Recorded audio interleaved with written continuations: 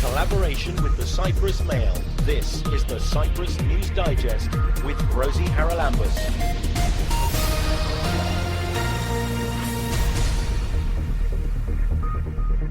Coming up this week, Greek-speaking Cypriots open their homes to their Turkish-speaking compatriots who've finally been allowed to cross the Green Line to go to their work, but they're not allowed back without quarantine until the beginning of July. I myself volunteered to host one person, so a Turkish Cypriot worker, an electrician actually, is now in my house, and we're, let's say, common people trying to help the situation. And we get all the details about a plan to form a social company that hopes to solve the island's energy problems. The idea is very simple. It's to transform Cyprus to 100% dependent on solar electricity.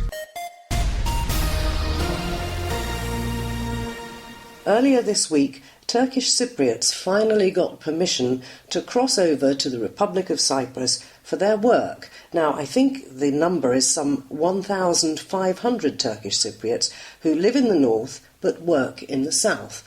And the problem arose because although they were allowed to cross for their work, and many of them have not been receiving the help that the government of Cyprus has been giving to other workers, well, they were told by the authorities in the north that they would not be allowed to cross back without going into quarantine before the 1st of July.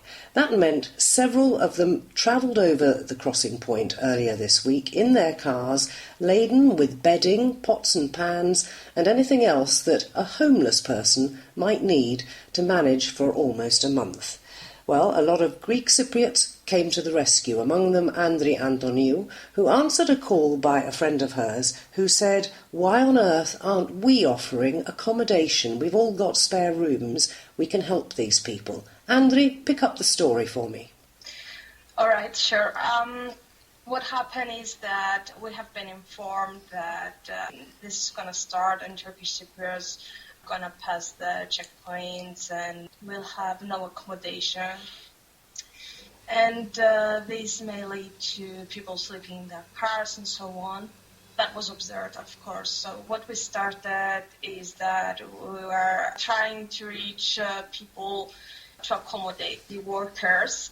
I myself, let's say, volunteered to host one person, so a Turkish Cypriot worker, an electrician actually, is now in my house, and we're, let's say, common people trying to help the situation. Of course, what I need to say about this is that, of course, we will have solidarity with Turkish Cypriots, but the issue is political, and what we need to do is to find a way to push the politicians to avoid make this situation difficult, especially for the workers.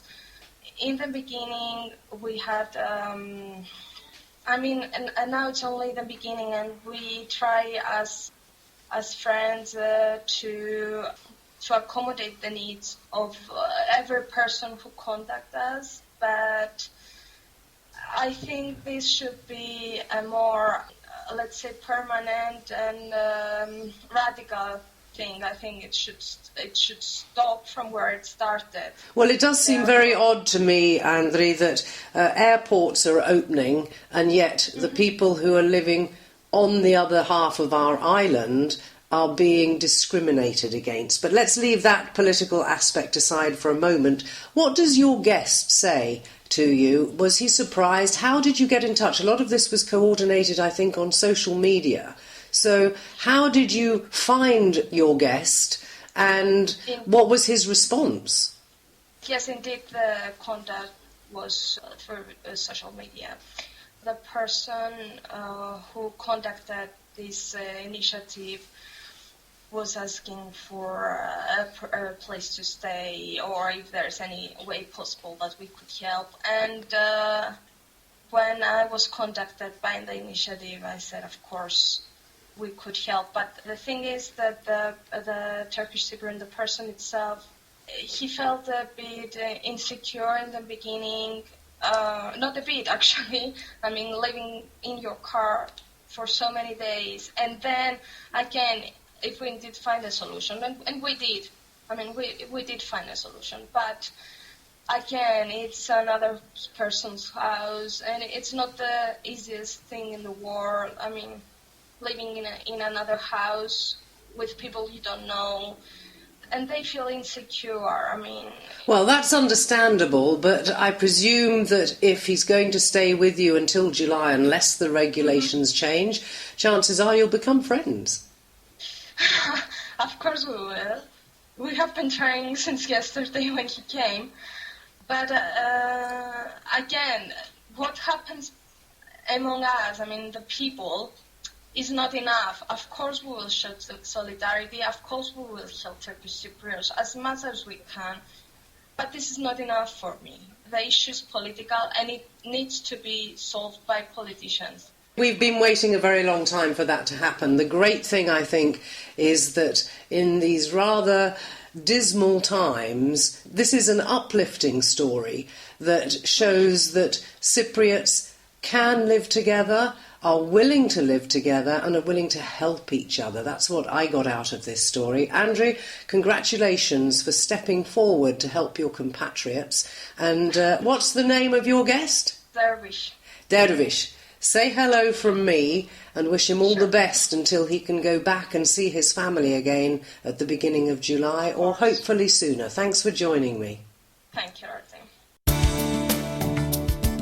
Keep up to date with events in Cyprus and around the world with the Cyprus News Digest. We've talked many times on the programme in the past about the situation as regards energy in Cyprus, the fact that we aren't meeting our renewable targets set by the European Union, and of course, particularly after the pandemic, the whole situation in the oil industry is pretty well up in the air. It's a welcome to the programme this week to the former rector of the University of Cyprus, Professor of Physics, Konstantinos Christofidis, because in this week's Sunday Mail he had a fascinating article about how we could put renewables to work for our country. Konstantinos, thank you very much for joining me. It's a huge area that you covered, but can you outline the basics of your thought that this could be something that benefits every Cypriot citizen, not just to meet European targets, but for the future? Yes. First of all, thank you for the opportunity. And, the idea is very simple. It's to transform Cyprus to 100% dependent on solar electricity. The solution is not the gas, is not the oil, is not the solution is the sun. And Cyprus is really lucky to have sun for almost 356 days a year. So we are in a very good position to exploit finally all these solar radiations. But here the idea is not just to exploit the sun. The idea here is to give the opportunity to every citizen, to every Cypriot, to be a part of this social company, if you want. So the cost to transform Cyprus to 100% dependent on solar electricity is approximately 2.4 billion euros.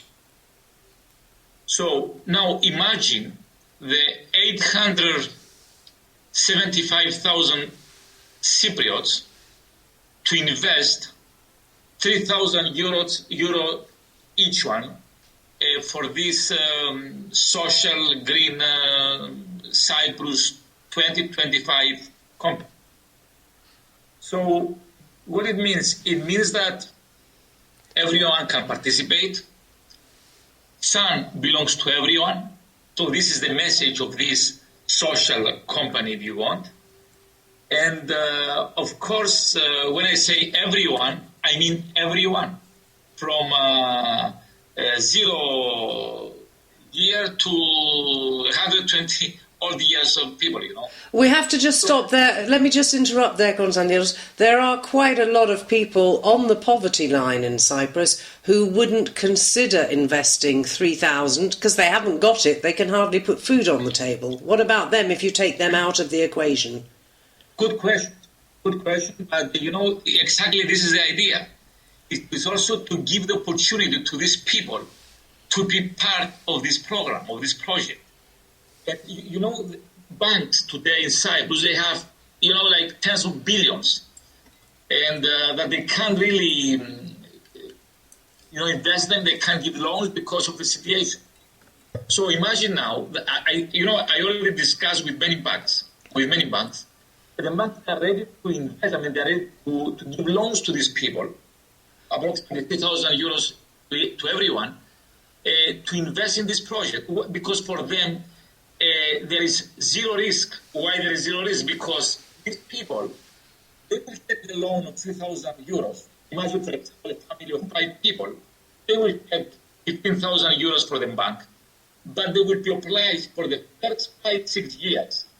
All the revenues for these investments, they go to the bank in order to pay back their loan, And this is something which is sure, which is there is no risk because, the sun is going to be every day there. So how long do you think it will take for an investor to recoup his investment? 6 years. 5 to 6 years. But, it's not only the fact that all these people, like a young boy, for example, of a year old, is going to have this investment of 3,000 euros and so to have an income of 500 to 600 euros per year. So when he's going to be 20 years old, he's going to have in the bank for approximately 20,000 euros. So a good start, for example, to go to the university. I'm saying it's not only the personal beneficial for every citizen, it's also the country beneficial because Cyprus today spend approximately €500 million per year to buy oil for the electrical authority of Cyprus. So when this plan is going to be ready, it's not going to be necessary anymore to buy oil. So we are going to save as a country $500 million per year, which is a huge amount for Cyprus, you understand? And also the price, the cost of the price and the cost of the electricity of the kilowatt hour is going down dramatically from 12 cents to 5 to 6 cents. Well, that's brilliant, but what's the role of the electricity authority in all of this? Are we putting them out of business? Well, it's not, it's, first of all, it's going to take us 5 years to build the whole project. And people working today to the electrical authority, they are going to be able to join this company because this company is going to have 2,000 megawatt of electricity, of solar photovoltaics panel, but also this company is going to have pump storage systems. We are very lucky today because a big part of this investment is already there. We have, if I remember well, 35 dams, water dams. So we can use these water dams, for example, some of them, to join them together, of different heights, and join them together and storage electricity for the night. Just from the water, from the lower dam to the upper dam, and have electricity, for example, the night. So can you imagine? We will save 500 million euros per year. And the other idea also is that, for example, the people from the Electrical Authority of Cyprus, they can join, for example, the new, let's say, social company. Some of them, they will stay in the Electrical Authority because, for example, we will still use some of the power station for backup. We need the backup. We have the system there. We are not going to close it completely. Also, don't forget that Cyprus, in a few years from now, is going to join Crete and then the European Union through a submarine electrical cable. So you see, there is a lot of opportunity for everyone. So you're saying that we should use hydroelectric power as well as solar power? What about wind power? I mean, we need a mix, don't we? Well, I will tell you, wind power in Cyprus is not so efficient. And, because, for example, Cyprus need electricity, for example, at 2 o'clock in the afternoon during the summer. Okay, there we have the peak of the demand of electricity of Cyprus. So at this time, okay, of the day, the most productive and the most efficient system is the solar system, because at this time the sky is clean and the sun is up there. So, yeah, but you also need to have a fairly steady feed, I think, to the grid, and that means we need to cover nighttime hours as well. Okay, this is the idea of the pumped storage system. So during the day, when we are going to have a lot of electricity, more than the demand, we are going to use this electricity to pump water in the upper dams. And so during the night, we will use this water as a hydraulic to produce electricity for the night. We are not going to discover the wheel. This kind of system are used, for example, extensively in France, because these guys, they have a lot of electricity during they need a lot of electricity during the day, and during the night they don't need so much electricity. So what they do during the night they just pump water to upper dams in order to have hydraulics during the day when the country needs much more electricity. So here we are going to use the opposite cycle because of the sun. Okay, it's not only that. It's also, for example, imagine we go toward the electric cars. So we are going to produce, for example, the carburant for this car use electricity, use photovoltaic power systems, and also soon we are going to have, for example, the hydrogen cars. So with electricity, we are going to be able, for example, with solar electricity, we are going to be able to produce cheap hydrogen, which is going to be also the carburant of the future. So this is the idea. And also, for example, during the summer, when we are going to have much more electricity that we need, we will use it for solar desalination to produce water and to have our dams, water dams completely full all the time, forever.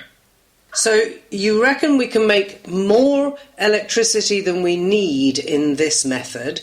What is the role of the government in this? Is this purely something that you think should be funded by citizens, or what should the government be putting into it? This is, the idea here is to have a green social company where all the citizens, they will participate. And the idea here is to have, for example, an independent governing board for this social company, because we don't trust the government, for example, to govern any kind of this company. You know what's happening in Senegal this most, in the COP, what's happening in different semi-public companies. We don't want to copy, this model. What we want, for example, we want the people, for example, we want the people to participate, and we want an international body of experts to select the governing board of this social company. This is the idea. Okay? Okay, now let's talk about the fact that the government seems intent on building a pipeline for gas to Europe. So where does that fit into all of this? Because that's superfluous, is it not? At the moment anyway, with the... I'm laughing. I'm really... this story that I described to you is not something that I thought yesterday. I wrote about that several times. And I wrote also that the idea of the natural gas, it's just a crazy idea. It doesn't make sense. Because we have a geopolitical shift today. The natural gas is going to be history in a few years. Nobody's going to use it anymore. The sun. Why? Because of electrical kilowatt hour from the gas today is approximately 12 cents. From the sun is 4-5 cents. So who is going to use natural gas anymore? I mean, this is just a crazy idea that don't make sense anymore. You know, this is the idea. You know, Rosie. Just put in mind. Today, underground, there is coal for 500 years. Nobody uses it. Nobody's going to use it in the future. The same thing is going to happen with oil and with natural gas because we have a great shift today, a great energetic shift. So the sun is there and it's getting more and more cheaper. And this is the idea, is to use the sun and to build a real green economy. And the idea here is that the sun belongs to everybody. It's not a question of monopoly anymore. So we have what we want from the government. The government has to give us the land. No, let's put it in a different way. The government has to lend us a land. We need 30 square kilometers to implement this project. And then Cyprus is going to be independent of solar electricity 100%. Right. Have you, I presume, had a look at where this land would most ideally be situated and whether it is government land? Yeah. First of all, it's not a good idea to be just a piece of land, one piece of land. We need land for every region of Cyprus, and why not soon introduce also in this adventure Turkish Cypriots too, you know, and the land here is so we need to have different pieces of land from different parts of Cyprus for different reasons. It's going to be, let's say, the transport of electricity is going to be cheaper when, for example, when it's raining in Papua, as it rain in Nicosia, etc., etc. So we have to have a very good position. We have to position this project in a different regions. So you would want, let me get this clear, you would want maybe 4 parcels of 7,000 square metres or 7 of 4,000 square metres dotted around the country so that they would get the best opportunity on a stormy day, for example, to still be putting something into the grid. Yeah. I think it's going to be, the idea is to find, let's say, no more than 10 pieces, okay, because we have to see the question of scale. And also we need pieces that they are not high quality concerning agriculture. We don't want to destroy agricultural field. And also we need pieces that they are not very far from the main power system, the transport system. So would you have sort of mini power stations in each region, or would all of this have to go to the central power station? No. This is, there are converters. There are converters that they transform the DC photovoltaic currents to an AC current, and then it's going directly to the grid. You don't need to go to the main power station, not at all. And also, we would like, for example, these systems to be connected with the submarine electrical cable in order to be able, for example, to export or import for electricity to grid and to Europe in the future. So you think that we could generate enough electricity for export? Well, I think if we have 2,000 megawatts, some moments maybe we are going to have enough electricity for export. And of course, Rosie, we can build on this project. What we can build? We can build a new agriculture. We can build, for example, a solar desalination plant to produce a lot of water every day and to don't be dependent anymore from the weather. Also, we can design again our transport system, because if you have cheap electricity then the drum of Nicosia can't be reality. Then to join, for example, between them with the electric train can't be a reality. You know, this is the idea. And we can new economy around all this photovoltaic system. And this is why, what I'm going to tell you, we thought about that, about everything.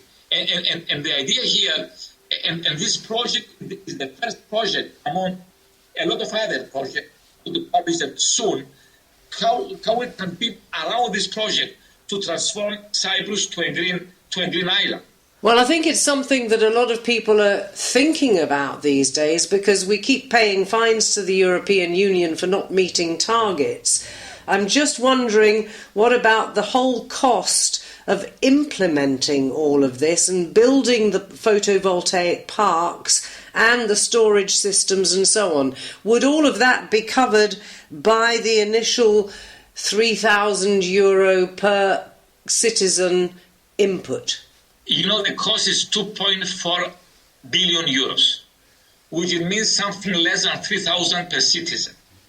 We are going to give the opportunity to every citizen to buy part of the project. And you know, and this is not going to happen in a year. We don't go outside tomorrow and we say, okay, let's find 2.4 billion euros. This is going to take us 5 years. So, which it means that part of the project it will be able to finance the next step of the project. You know, we are going to have 5 different phases. So the first phase, we have to pump the money, of course. But in the second year, for example, the first phase, with the production, is going to be able to finance the second phase. So we have 5 main steps. And I believe, I also believe that the European Union, for example, because of the size of the project, because of the type of the project, will be able to help us. And like for example, in the European Investment Bank, I discussed in the past several times with them. I think they are willing to finance this kind of projects. Don't forget that when I was rector at the university, I started the project Phaethon, which is almost 700 kilowatt of photovoltaic electricity. And also I designed the project Apollon, which is 10 megawatts, which is going to transform the university to an electrical independent organization.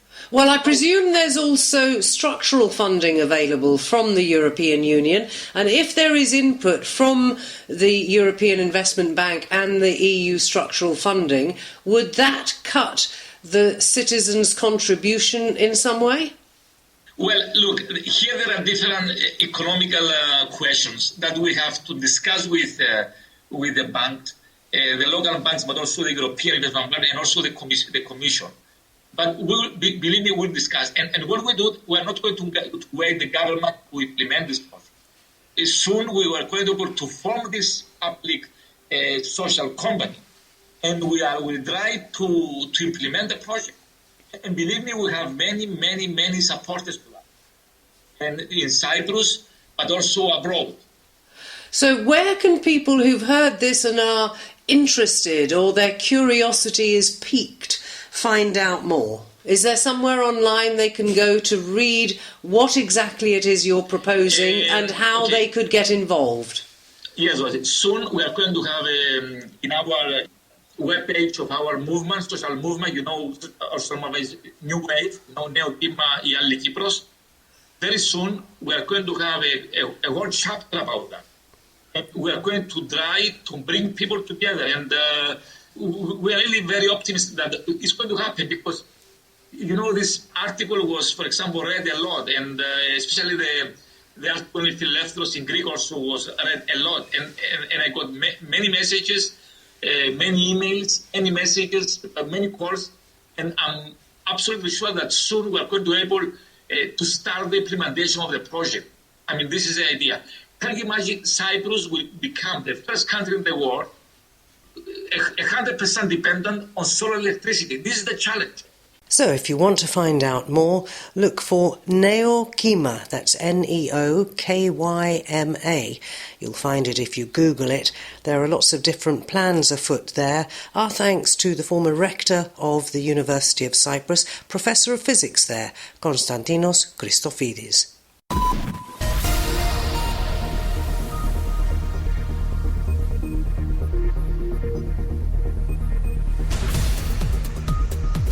Well, that about wraps up this edition of the Cyprus News Digest. Many thanks for your company. Hope you'll join me next week. Till we meet again, take care and God bless. Bye-bye now.